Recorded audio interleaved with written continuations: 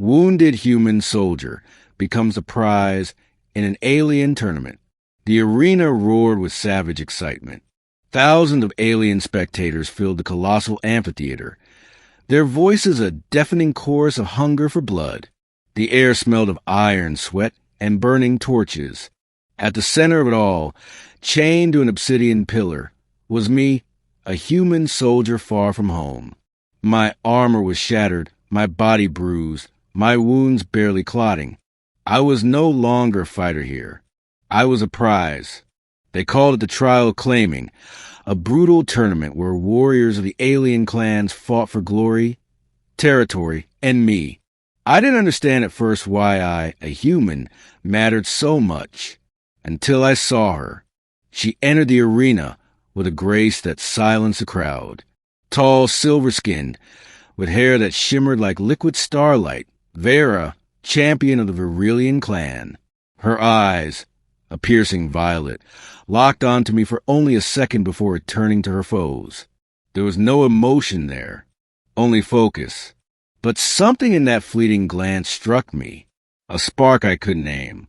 The first round began with a clang of drums. 10 alien warriors lunged toward her, wielding jagged blades and plasma whips. Vera moved like lightning, her spear blur. She spun, struck, parried, every motion deadly and precise. Limbs fell, screams echoed. The sand turned crimson. I watched in stunned silence, barely breathing. She wasn't just fighting for her clan. She was fighting for me. When the round ended, she stood alone amid the carnage, her chest rising and falling steadily. The crowd erupted in chants of her name. Vera didn't look at them. She looked at me. The next round was fiercer. Champions from rival clans entered the fray, each stronger than the last. A towering brute with obsidian horns nearly cleaved her in half, but she ducked under his blade and drove her spear through his chest.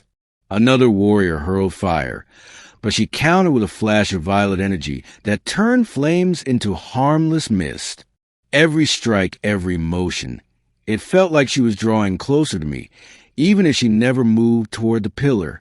By the final round, only 2 remained, Vera and a warlord twice her size, clad in black armor etched with glowing runes. His axe could split a mountain. His roar shook the arena.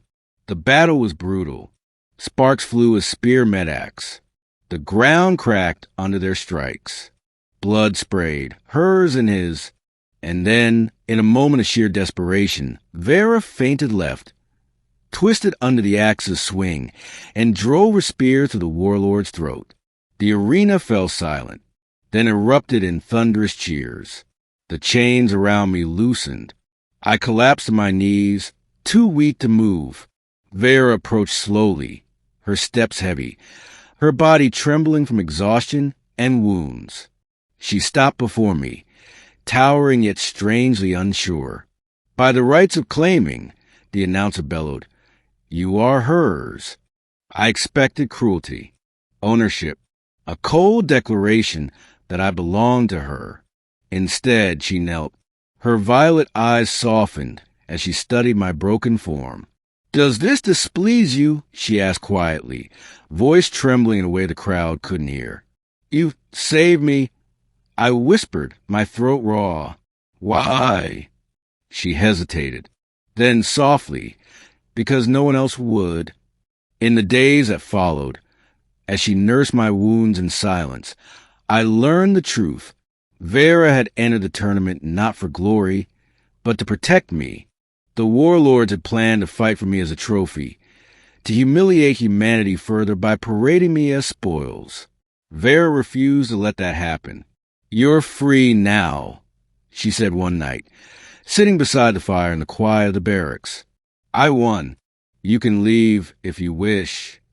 I studied her face, the same face that had stared death down for me, bled for me. "I'm free," I said slowly. "But where would I go without you?" Her eyes widened. For the first time, Vera, warrior, champion, killer of warlords, looked vulnerable. The war between our species didn't end that night.